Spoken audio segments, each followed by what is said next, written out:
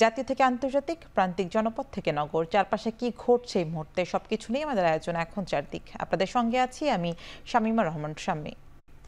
ফেব্রুয়ারিতে নির্বাচনের মাধ্যমে বিএনপি জনগণের সরকার গঠন করতে চায় বলে মন্তব্য করেছেন দলটির মহাসচিব মির্জা ফখরুল ইসলাম আলমগীর। সকালে জাতীয়তাবাদী কৃষক দল ও আমরা বিএনপি পরিবারের যৌথ উদ্যোগে জিয়া উদ্যানে বৃক্ষরোপণ অনুষ্ঠানে এই কথা বলেন তিনি।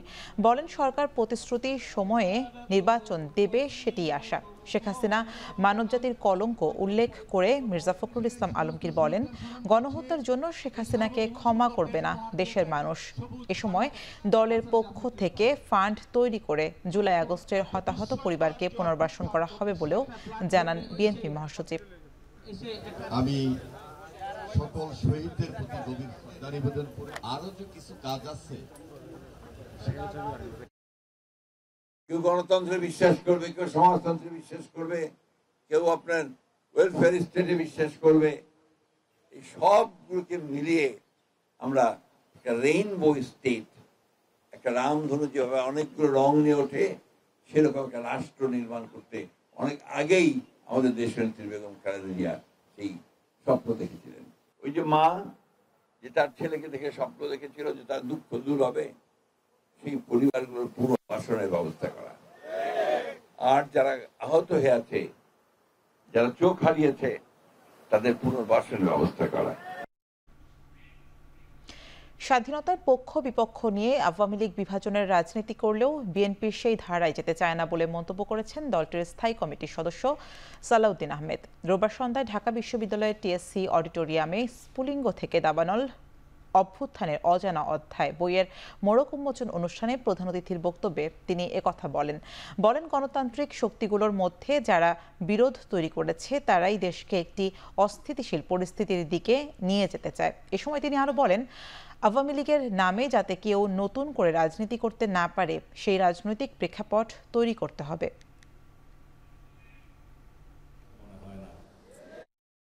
স্বাধীনতার পক্ষের এবং বিপক্ষের শক্তি সাজিয়ে স্বাধীনতার চেতনা, মুক্তিযুদ্ধের চেতনা বিক্রি করে তারাই ফায়দা নিয়েছে, সেই একই রাজনৈতিক অস্ত্রকে আমরা ব্যবহার করব?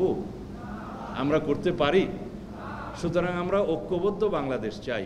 সেই ঐক্যটাই হবে আমাদের জাতীয় শক্তি। ৭১-এর চেতনা ব্যবসায়ীদের মতো ২৪-এর ছাত্রগণ অভ্যুত্থান নিয়ে যেন কোনো চেতনা ব্যবসা না হয়।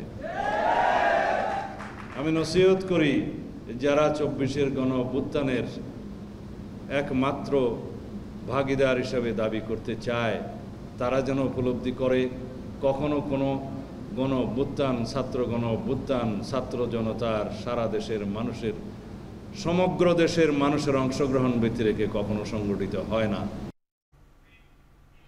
নির্বাচন ঠেকানোর যত চেষ্টাই হোক, ফেব্রুয়ারির মধ্যেই জাতীয় নির্বাচন হবে বলে মন্তব্য করেছেন বিএনপির ভাইস চেয়ারম্যান শামসুজ্জামান দুদু।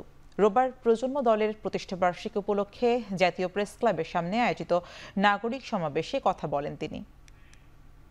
আমরা নির্বাচনের মধ্য দিয়ে প্রমাণ করব বাংলাদেশের জনগণ বিএনপির সঙ্গে আছে, বাংলাদেশের জনগণ শহীদ জিয়া, বেগম জিয়া, তারেক রহমানের সঙ্গে আছে।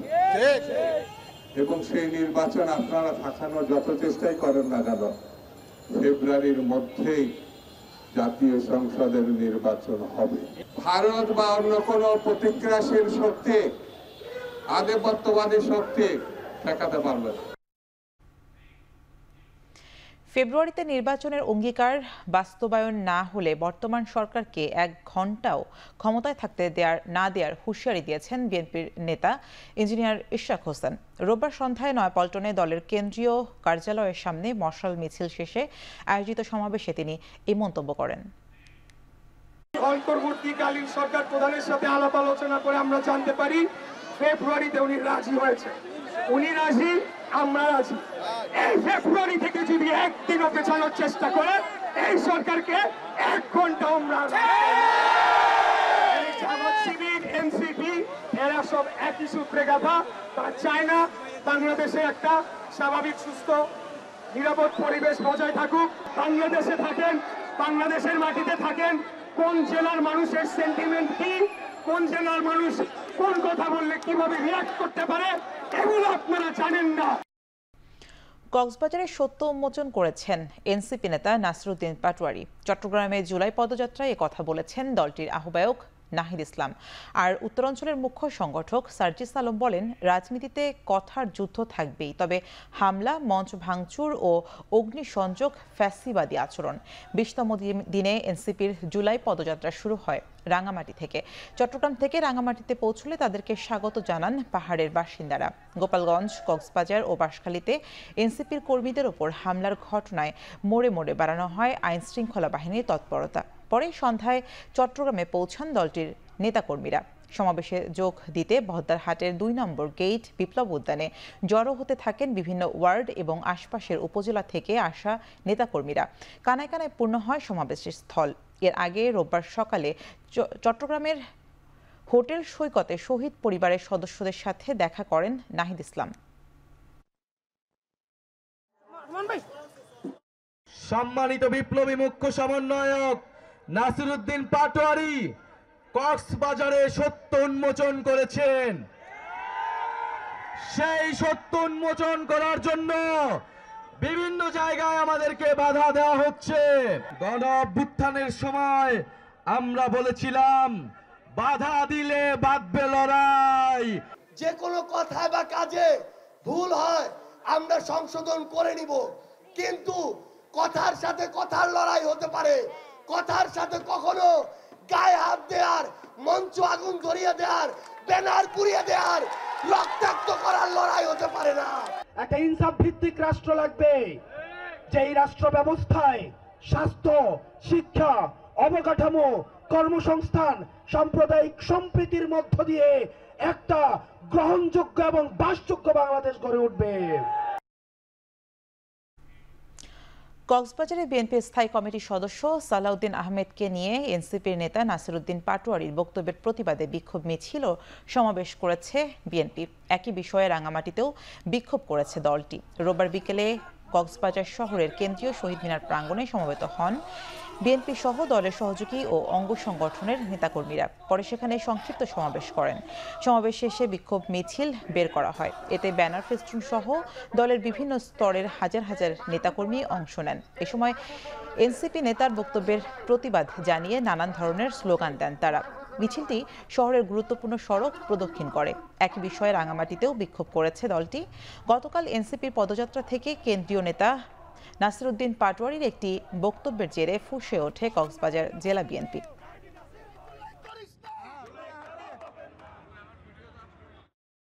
একটি সভ্য রাজনৈতিক গণতান্ত্রিক রাষ্ট্রে এমন বক্তব্য কেউ আশা করে না। আমরা যারা এই বিগত 16-17 বছর একটি গণতান্ত্রিক বাংলাদেশ গড়ার প্রত্যয়ে আন্দোলন, সংগ্রাম, যুদ্ধ চালিয়ে যাচ্ছি, আমরা এমন অসভ্য, অসৌজন্যমূলক বক্তব্য আমরা প্রত্যাহার করেছি। রাজনীতি করবেন, রাজনীতি সুন্দরভাবে করেন। রাজনীতির শিষ্টাচার আগে শিখুন, রাজনীতির শিষ্টাচার শিখে রাজনীতি করতে আসুন।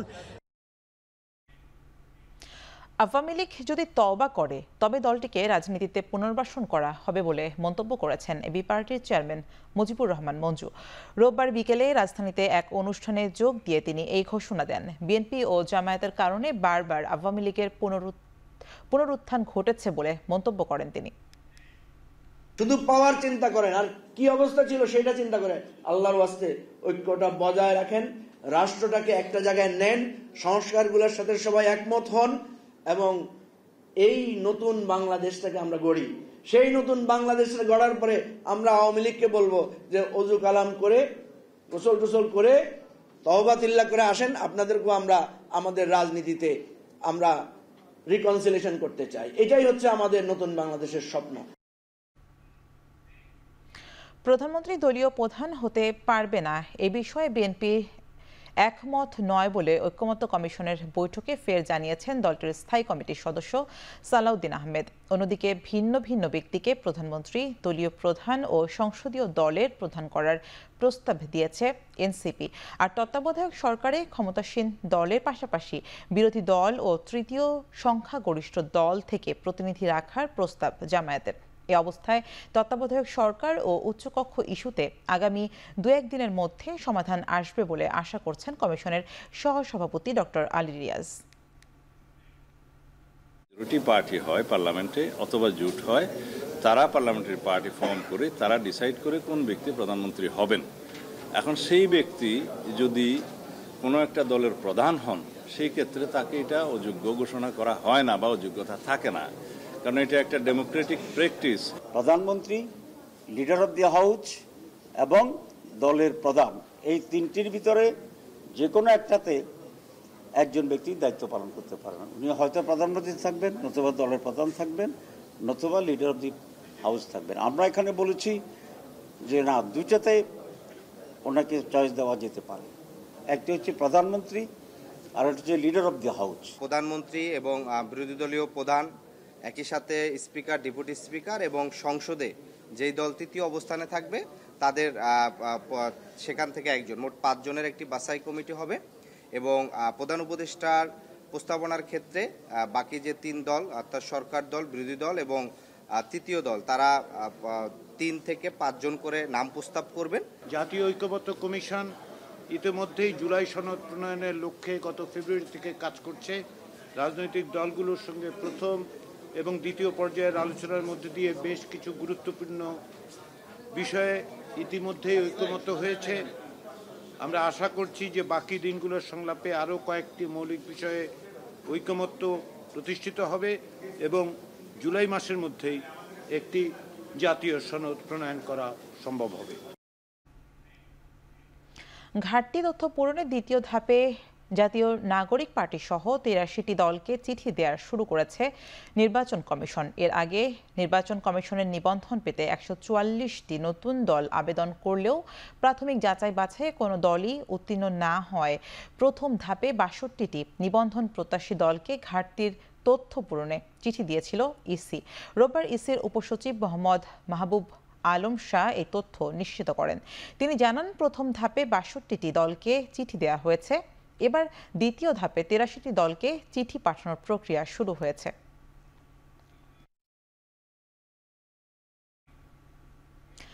বাংলাদেশ সেনাবাহিনীর সেনা সদর নির্বাচনী পর্ষদ 2025-এর আনুষ্ঠানিক উদ্বোধন করেছেন প্রধান উপদেষ্টা ডক্টর মোহাম্মদ ইউনূস। রোববার সকালে সেনা সদরে আয়োজিত এই অনুষ্ঠানে উপস্থিত ছিলেন সেনাবাহিনীর সেনাপ্রধান জেনারেল ওয়াকারুজ্জামান সহ সামরিক ও বেসামরিক ঊর্ধ্বতন কর্মকর্তারা। অনুষ্ঠানে প্রধান উপদেষ্টা নির্বাচনী পর্ষদের সদস্যদের উদ্দেশ্যে বলেন, পদোন্নতির ক্ষেত্রে অফিসারদের পেশাগত দক্ষতা, নেতৃত্বের গুণ, শৃঙ্খলা, সততা, অনুগত্য ও প্রযুক্তিগত উপযুক্ততা সর্বোচ্চ গুরুত্ব দিয়ে মূল্যায়ন করতে হবে। দেশের স্বাধীনতা ও সার্বভৌমত্ব রক্ষার পাশাপাশি বাংলাদেশ সেনাবাহিনী অভ্যন্তরীণ শান্তি ও স্থিতিশীলতা বজায় রাখতে বেসরকারি প্রশাসনকে সহায়তার গুরুত্বপূর্ণ ভূমিকা রাখছে। প্রধান উপদেষ্টা সেনাপ্রধান থেকে শুরু করে সব সেনা সদস্যকে দেশের প্রয়োজনে আত্মত্যাগ ও দায়িত্ব পালনের জন্য আন্তরিক ধন্যবাদ জানান।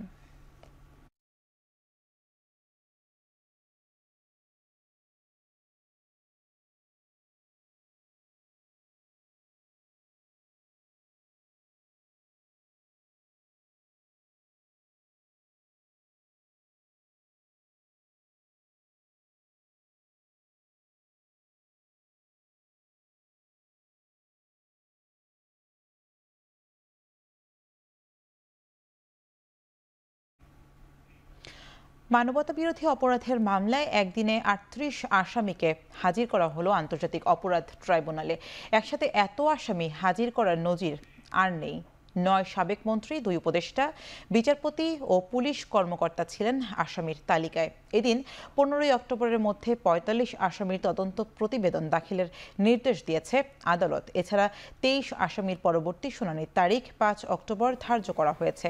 এর আগে জুলাই অভ্যুত্থানে মানবতাবিরোধী অপরাধের 7 মামলায় একযোগে 38 জন আসামিকে আনা হয় আন্তর্জাতিক অপরাধ ট্রাইব্যুনালে। কেরানীগঞ্জ বিশেষ কারাগার থেকে সাবেক এনটিএমসির পরিচালক জিয়াউর আহসান সহ 14 জন, কাশিমপুর কারাগার থেকে দীপু মনি সহ 15 জন এবং নারায়ণগঞ্জ কারাগার থেকে গোলাম দস্তগীর গাজীকে হাজির করা হয়। এছাড়াও সালমান এফ রহমান, আনিসুল হক, জুনায়েদ আহমেদ পলক সহ আসামিদের মধ্যে ছিলেন সাবেক 9 মন্ত্রী, এমপি, বদি ও পুলিশ কর্মকর্তা। মুগ্ধ হত্যা মামলায় এবং নরসিংদী, কক্সবাজার, সিলেট সহ মোট 7 মামলায় তাদের ট্রাইব্যুনালে হাজির করা হয়। তবে নিরাপত্তার স্বার্থে সাবেক আইজিপিকে আদালতে আনা হয়নি।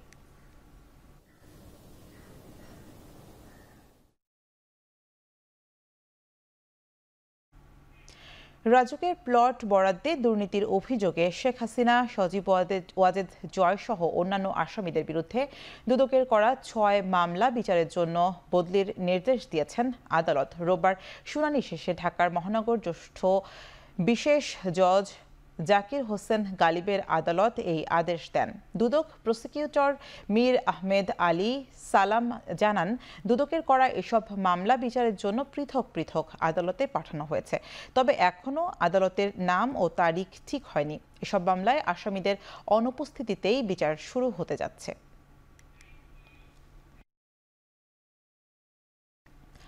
গোপালগঞ্জে এনসিপির সমাবেশকে কেন্দ্র করে সংঘর্ষের জেরে 3 দিন কারফিউ ও 144 ধারা জারির পর অবশেষে তা প্রত্যাহার করা হয়েছে।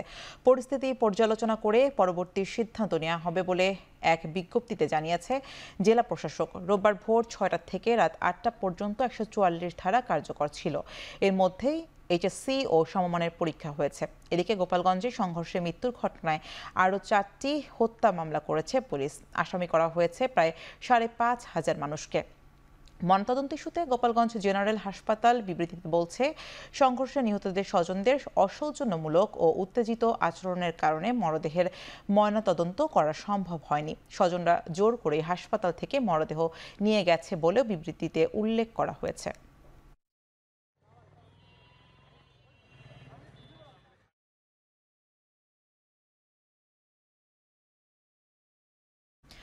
গোপালগঞ্জে স্বাভাবিক জীবনযাত্রা ফিরে এসেছে।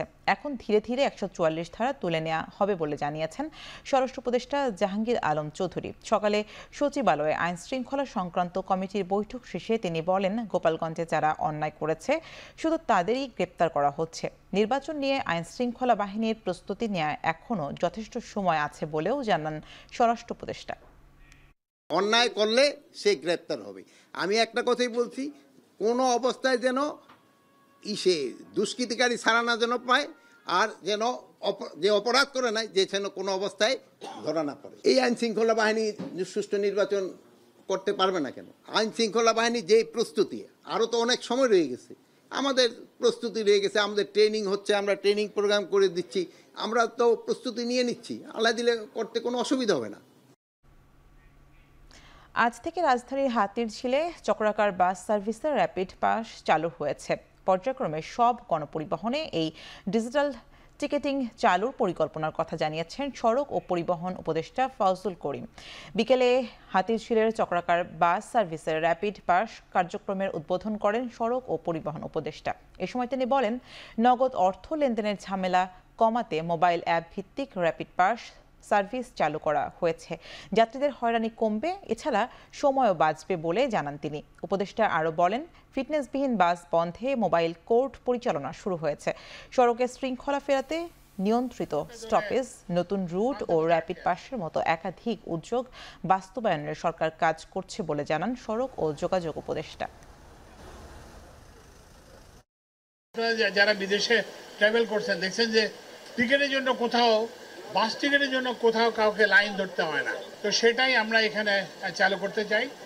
আমাদের একটাই উদ্দেশ্যটা হচ্ছে সড়কে গতি বৃদ্ধি করা, যাতে আপনার যাতায়াতের সময় কম লাগে। এটা শুধু বিরক্তির কারণ নয়, এর ফলে অনেক শ্রম ঘন্টা নষ্ট হয় এবং এটা জিডিপির পরিমাণ কমে। প্রাকৃতিক দুর্যোগের চ্যালেঞ্জ থেকে পায়রা বন্দরকে রক্ষায় কাজ করবে সরকার বলে জানিয়েছেন নৌপরিবহন উপদেষ্টা এম সাখাওয়াত হোসেন। দুপুরে কুয়াকাটার পায়রা বন্দরের দীর্ঘস্থায়ী মাস্টার প্ল্যান সম্পর্কিত একটি সেমিনারে এই কথা বলেন তিনি। বাংলাদেশের মতো দেশের সবচেয়ে নম্বর 1 চ্যালেঞ্জ হচ্ছে ক্লাইমেট চেঞ্জ। এই কয়দিন, 2 দিন পরে পরে আমার চেয়ারম্যান বিআইডব্লিউ থেকে বলেন, স্যার 3 নম্বর সিগন্যাল দেওয়া হয়ে গেছে। মুষলধারে বৃষ্টি হচ্ছে, 3 নম্বর সিগন্যাল লোকজন যাতায়াত করতে পারছে না। ক্লাইমেট চেঞ্জ এমন সময় বৃষ্টি হচ্ছে যখন বৃষ্টির দরকার নেই, আবার এমন সময় বৃষ্টি হবে যখন বৃষ্টিরও দরকার, মানে এমন সময় বৃষ্টি হবে না যখন বৃষ্টির দরকার। এই ক্লাইমেট চেঞ্জের দিকেও আমাদের খেয়াল রাখতে হবে। বেসরকারি বিশ্ববিদ্যালয়গুলোতে অভিন্ন গ্রেডিং পদ্ধতি বাস্তবায়নের দাবিতে হাইকোর্ট রিট করা হয়েছে। শিক্ষার্থীদের একাডেমিক ও পেশাগত ক্ষতি ঠেকাতে দ্রুত এই নির্দেশনার দাবি উঠেছে। সুপ্রিম কোর্টের আইনজীবী গোলাম কিবরিয়া জনস্বার্থে এই রিট দায়ের করেন। রিটে বলা হয় 116টি বেসরকারি বিশ্ববিদ্যালয়ের মধ্যে 6টি তাদের নিজস্ব ভিন্ন গ্রেডিং পদ্ধতি অনুসরণ করছে। ফলে উচ্চশিক্ষা ও পেশাগত ক্ষেত্রে শিক্ষার্থীরা বৈষম্যর শিকার হচ্ছেন। এই পদ্ধতি ইউজিসির নীতিমালা লঙ্ঘন বলেও রিটে উল্লেখ করা হয়েছে। হাইকোর্টে রোববার তাদেরকে দিন ধার্য করেছেন।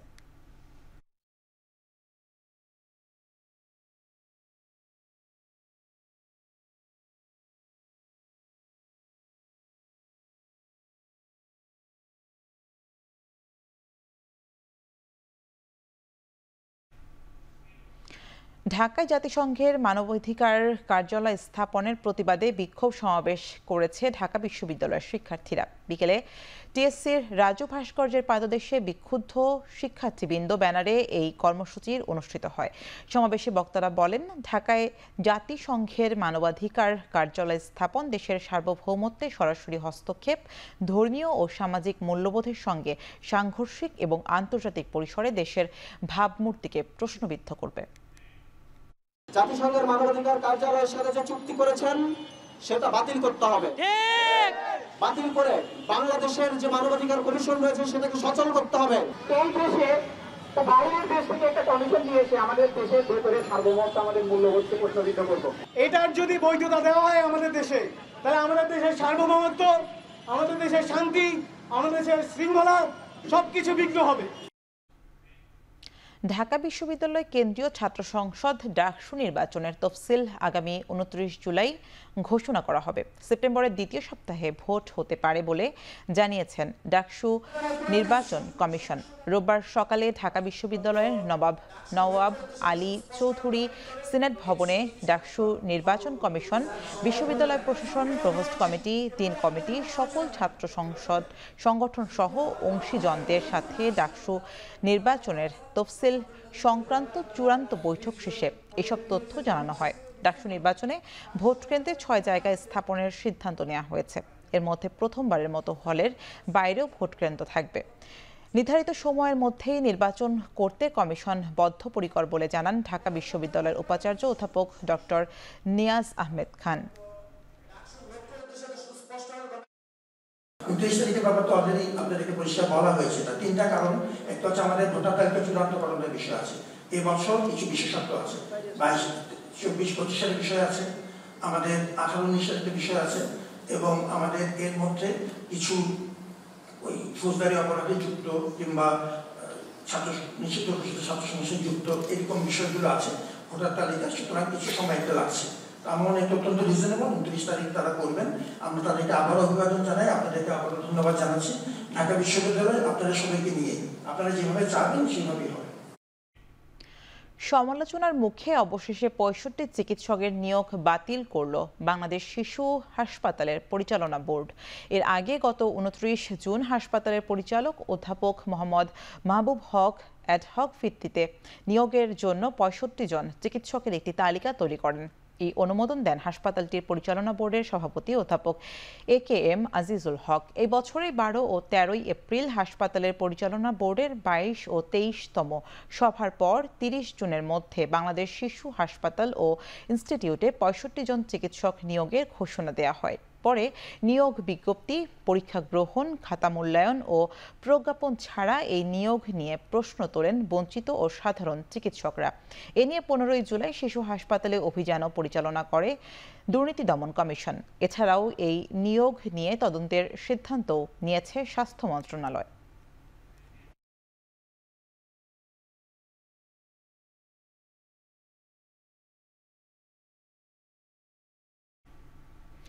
ক্ষমতার অপব্যবহার করে সাবেক শ্রম প্রতিমন্ত্রী মুন্নুজান সুফিয়ান পদোন্নতি দিতেন বলে অভিযোগ উঠেছে।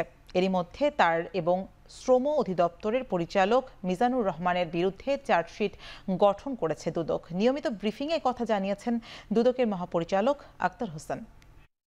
নিজে লাভবান হয়ে অন্যকে লাভবান করার অভিপ্রায়ে বিভাগীয় পদোন্নতি কমিটি কর্তৃক সুপারিশপ্রাপ্ত গ্র্যাডুয়েশন তালিকার 3 নং ক্রমিকের শামীমা সুলতানা বারীকে কোনো রকম কারণ ছাড়াই বাদ দিয়ে ডিপিসি কমিটির সুপারিশ ব্যতি রেখে গ্র্যাডুয়েশন তালিকার 16 নং ক্রমিকে বর্ণিত মিজানুর রহমানকে পদোন্নতি প্রদান করার অপরাধ তদন্তকালে প্রমাণিত হয়েছে। দুর্নীতি প্রতিরোধ আইন 1947 5-2 ধারা এবং দণ্ডবিধির 109 ধারায় চার্জশিট দাখিলের সিদ্ধান্ত গৃহীত হয়েছে। সাতক্ষীরায় ধারালো অস্ত্র দিয়ে হামলা চালিয়ে এক মাদ্রাসা শিক্ষককে হত্যা করা হয়েছে। অভিযুক্ত হামলাকারীকেও গণপিটুনি দিয়ে হত্যা করেছে স্থানীয়রা। তালা উপজেলার শাহপুর গ্রামে এই ঘটনা ঘটেছে। পুলিশ ও স্থানীয়রা জানায় গণপিটুনিতে নিহত রাজু মানসিক ভারসাম্যহীন। বিকেলে শিক্ষক শরীফুলকে মাদ্রাসার সামনে ডেকে নিয়ে আসে রাজু। সেখানে হঠাৎ করেই মাদ্রাসা শিক্ষককে দেশীয় ধারালো অস্ত্র দিয়ে এলোপাথারি কুপিয়ে গুরুতর জখম করা হয়। এতে ঘটনাস্থলে মৃত্যু হয় শিক্ষক শরীফুলের। পরে স্থানীয়রা এসে রাজু গাজীকে আটক করে গণপিটুনি দেয়। এতে ঘটনাস্থলে তার মৃত্যু হয়।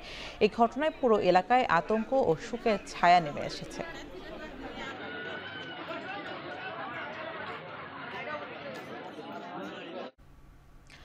কক্সবাজারের টেকনাফে সিএনজি চালক পাভেল চাকমাকে আটকের পর 1.5 লাখ টাকা মুক্তিপণ দিয়ে ছেড়ে দেওয়া ঘটনায় 5 জন অপহরণকারীকে আটক করেছে পুলিশ। এই তথ্য নিশ্চিত করেছে টেকনাফ মডেল থানার ভারপ্রাপ্ত কর্মকর্তা মোহাম্মদ গিয়াসউদ্দিন। গত 18 জুলাই সকালে বাহারছড়ায় যাওয়ার পথে সোনালী ব্যাংক নামক স্থান থেকে সিএনজি চালক পাভেল চাকমাকে অপহরণ করেন আটককৃতরা। বিষয়টি জানার পর পুলিশের একটি দল সাঁড়াশি অভিযান চালায় পাহাড়ে। অভিযানের খবর শুনে তড়িঘড়ি করে 1.5 লাখ টাকা মুক্তিপণ নিয়ে পাভেলকে ছেড়ে দিতে বাধ্য হন তারা। পরে অপহরণকৃত পরিবার বাদী হয়ে টেকনাফ থানায় মামলা দায়ের করেন।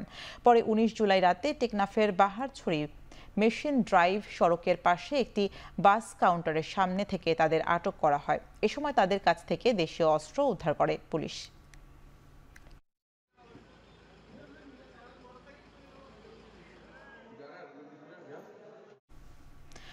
ধামরাইয়ে ডাকাতির প্রস্তুতির সময় অস্ত্র ও সরঞ্জামাদি সহ 2 ডাকাতকে আটক করেছে পুলিশ। এই সময় ডাকাতির কাজে ব্যবহৃত একটি ট্রাক ও জব্দ করা হয়। পুলিশ জানায় গতকাল ভোরে গোপন সংবাদের ভিত্তিতে ধামরাইয়ের আমতলায় অভিযান চালানো হয়। অভিযানে ডাকাত দলের 2 জনকে আটক করা হয়। তাদের কাছে ডাকাতির কাজে ব্যবহৃত বিভিন্ন সরঞ্জাম ও একটি ট্রাক জব্দ করা হয়। তবে ডাকাত দলের অন্য সদস্যরা পুলিশের উপস্থিতি টের পেয়ে পালিয়ে যায়। আটককৃত 2 জনের বিরুদ্ধে প্রয়োজনীয় আইনগত ব্যবস্থা গ্রহণ শেষে তাদের আদালতে পাঠানো হবে।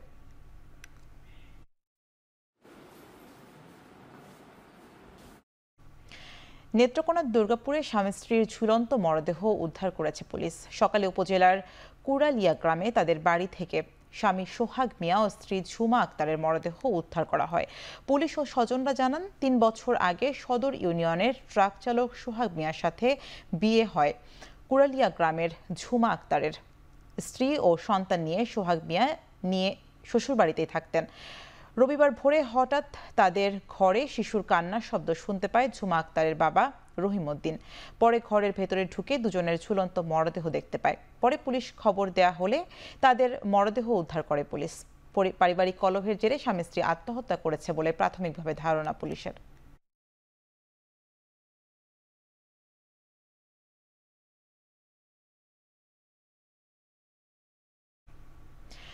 সুনামগঞ্জের রক্তি নদী থেকে 1.5 কোটি টাকা মূল্যের ভারতীয় পণ্য জব্দ করেছে সেনাবাহিনী ও বিজিবি। দুপুরে প্রেস বিজ্ঞপ্তির মাধ্যমে এই তথ্য নিশ্চিত করে বিজিবি।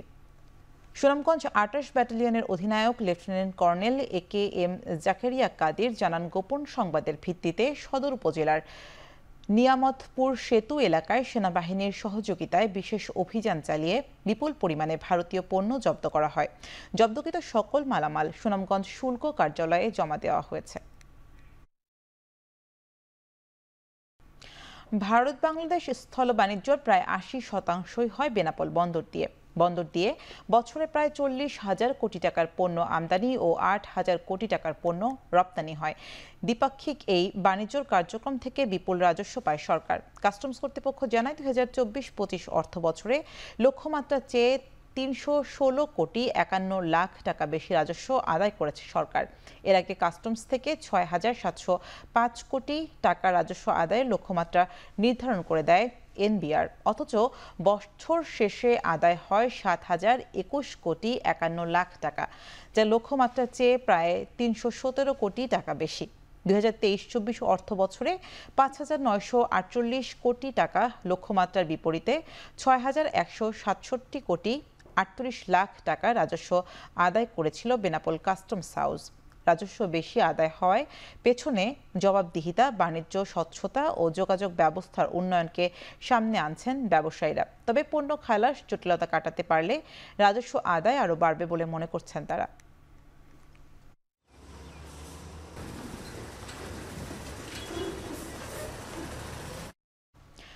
যশোরের সড়ক ও মহাসড়কে ফিটনেসবিহীন ও মেয়াদোত্তীর্ণ যানবাহন বন্ধে অভিযান পরিচালনা করেছে বাংলাদেশ সড়ক পরিবহন কর্তৃপক্ষ।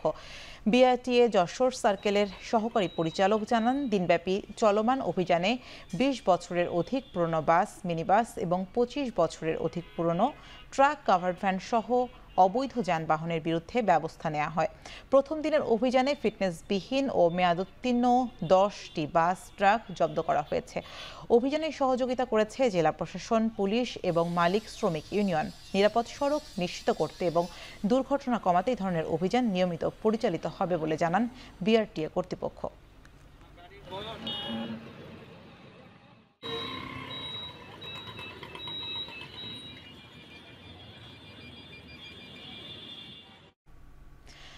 ঝালকাঠির বিখ্যাত ভাসমান হাট ও পেয়ারা বাগান পরিদর্শন করেছে বাংলাদেশে নিযুক্ত আলজেরিয়ার রাষ্ট্রদূত আবদেল ওহাব সাইদানি।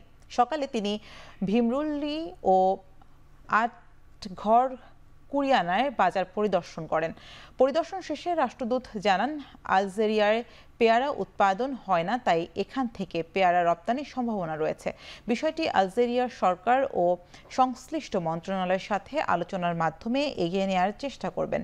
এ সময় ফরচুন গ্রুপের চেয়ারম্যান বলেন, আলজেরিয়ার রাষ্ট্রদূত পেয়ারা রপ্তানির সম্ভাবনা যাচাই বাছাইয়ের জন্য এসেছেন। তারা সম্মত হলে পেয়ারা সংরক্ষণ ও প্রক্রিয়াজাত করে রপ্তানি করা হবে।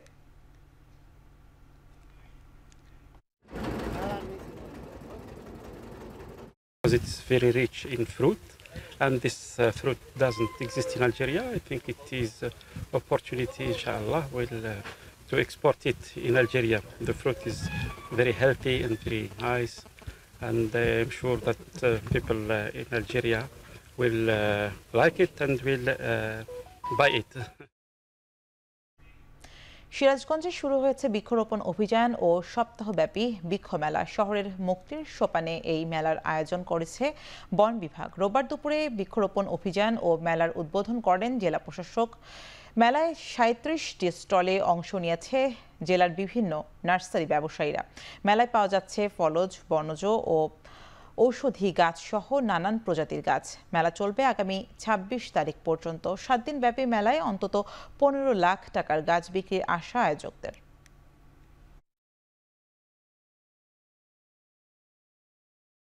এবারে আন্তর্জাতিক প্রসঙ্গ।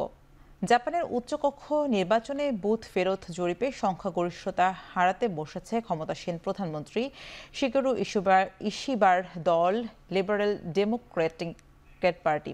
মূলত নিত্যপণ্যের দাম বাড়ায় ইশিবা সরকারের ওপর ক্রুদ্ধ বাসিন্দারা। এর আগে গেল অক্টোবরে নিম্নকক্ষের নির্বাচনে সংখ্যাগরিষ্ঠতা না পাওয়ায় বাধ্য হয়ে জোট সরকার গঠন করতে হয় দলটিকে। সেই হিসেবে এই নির্বাচনের ফলের জন্য বড় ধাক্কা হতে পারে। উচ্চকক্ষের 248টির মধ্যে 125টি আসনে ভোট হয়। ভোটের সংখ্যাগরিষ্ঠতা ধরে রাখতে কমপক্ষে 50টি আসনে জয় প্রয়োজন। তবে বিভিন্ন জরিপ বলছে প্রধানমন্ত্রী শিগেরু ইশিবার দল 40টির মতো আসন পেতে পারে। এতে জাপানের রাজনৈতিক সংকট আরও ঘনীভূত হতে পারে বলে আশঙ্কা বিশ্লেষকদের।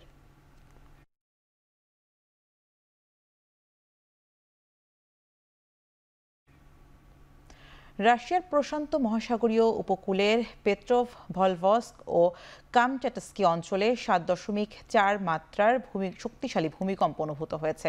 মার্কিন জিওলজিক্যাল সার্ভের বরাত দিয়ে বিষয়টি নিশ্চিত করেছে আল জাজিরা। ভূমিকম্পে আধা ঘন্টার মধ্যে এ নিয়ে পরপর 3 বার আফটার শকের ঘটনাও ঘটে, যার একটির মাত্রা রেকর্ড করা হয় 6.7 আর অপরটি 5 মাত্রায়। যদিও এখনও ক্ষয়ক্ষতির খবর পাওয়া যায়নি। ভূমিকম্পের পরই সুনামি সতর্কতা জারি করা হয় সেখানে। উপকূলের এই দুই অঞ্চলে প্রায় 1.5 লাখ মানুষের বসতি রয়েছে।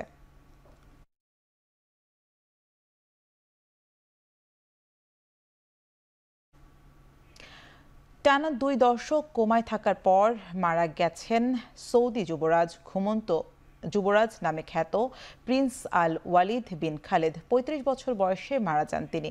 বিষয়টি নিশ্চিত করেছে দুবাই ভিত্তিক সংবাদ মাধ্যম গালফ নিউজ। 2005 সালে 15 বছর বয়সে যুক্তরাজ্যে সড়ক দুর্ঘটনার মাথায় গুরুতর আঘাত পান সৌদি রাজবংশের এই সদস্য। সে সময় তার ব্রেনে রক্তক্ষরণের ঘটনা ঘটে। এরপরই কোমায় চলে যান তিনি। একাধিক মার্কিন ও স্প্যানিশ ডাক্তারের আওতায় চিকিৎসা নিচ্ছিলেন খালেদ, তবুও শেষ রক্ষা হলো না তার। প্রিন্স আল ওয়ালিদ খালেদ সৌদি রাজ পরিবারের যুবরাজ খালেদ বিন তালালের বড় ছেলে, যিনি সৌদি আরবের বিখ্যাত ধনকুবের প্রিন্স আল ওয়ালিদ বিন তালালের ভাতিজা। তার মৃত্যুতে শোকের ছায়া নেমে এসেছে সৌদি আরবে।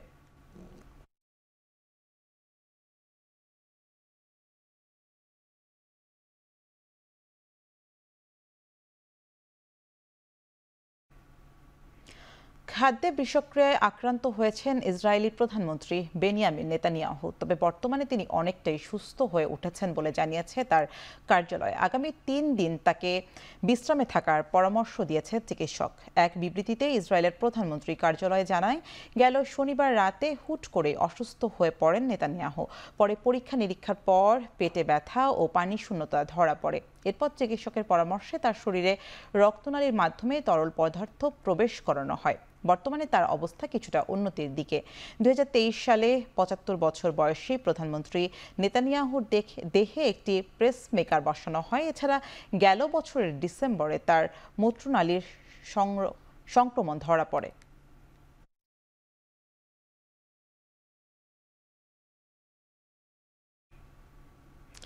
আবাসন, শ্রম ও সীমান্ত সুরক্ষা আইন লঙ্ঘনের অভিযোগে সৌদি আরবে গেল 1 সপ্তাহে 23,000-এর বেশি প্রবাসীকে গ্রেপ্তার করা হয়েছে। দেশটিতে অভিবাসন ও কর্মসংস্থান নিয়ন্ত্রণ আইনে গ্রেপ্তার অভিযান চলছে। সৌদি স্বরাষ্ট্র মন্ত্রণালয় জানিয়েছে, 10 থেকে 16 জুলাই পর্যন্ত যৌথ বাহিনীর অভিযানে অবৈধ ও আইন লঙ্ঘনকারী এসব প্রবাসীদের গ্রেপ্তার করা হয়। এদের মধ্যে আবাসন আইন লঙ্ঘনের দায়ে আটক 14,500 মানুষ। এছাড়া সীমান্ত নিরাপত্তা ও শ্রম আইন লঙ্ঘনের দায়ে গ্রেপ্তার হয় যথাক্রমে 5,500 এবং 3,313 জন। গ্রেপ্তার ব্যক্তিদের বেশিরভাগই ইয়েমেন ও ইথিওপিয়ার নাগরিক। মরু অঞ্চলের দেশ সৌদি আরবে বর্তমানে প্রায় 3,48 লাখ মানুষের বসবাস। বিশ্বের বিভিন্ন দেশের লাখ লাখ অভিবাসী শ্রমিক যেখানে কর্মরত রয়েছেন।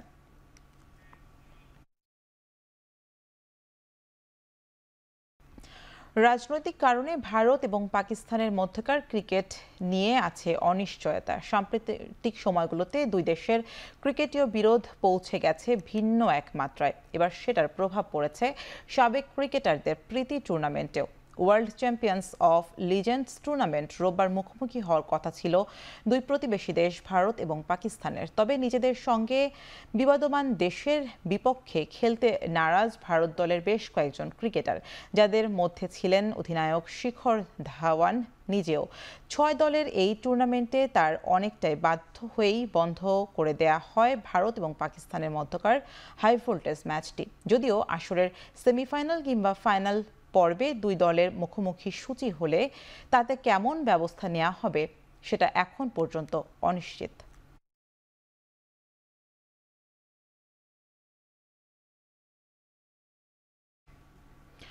অলিম্পিকে দেখা যাচ্ছে না ভারত পাকিস্তানের ক্রিকেট দ্বৈরথ। 2028 সালের লস অ্যাঞ্জেলেস অলিম্পিকের ক্রিকেট ইভেন্টের প্রাথমিক রূপরেখা থেকে সেই আভাসই মিলেছে। প্রস্তাবনা অনুসারে স্বাগতিক হিসেবে যুক্তরাষ্ট্র সরাসরি যুক্ত হবে 6 দলের এই ইভেন্টে। 4 দল আসবে এশিয়া, আফ্রিকা, ইউরোপ এবং ওশেনিয়া অঞ্চলের শীর্ষ দল হিসেবে। বাকি একটি দলকে জায়গা করে দিতে বাছাই পর্বের আয়োজন হতে পারে। অলিম্পিকের বড় মঞ্চে ভারত পাকিস্তানের দ্বৈরথ দেখতে তাই বাছাই পর্বের দিকেই তাকিয়ে থাকতে হচ্ছে। একই সঙ্গে জটিল হচ্ছে বাংলাদেশের অংশগ্রহণকারীদের সুযোগও। টি-20 র্যাঙ্কিংয়ে অনেকটাই পিছিয়ে থাকা বাংলাদেশের জন্য অলিম্পিকে খেলতে বাছাই পর্ব ছাড়া আর কোনো পথ খোলা থাকছে না।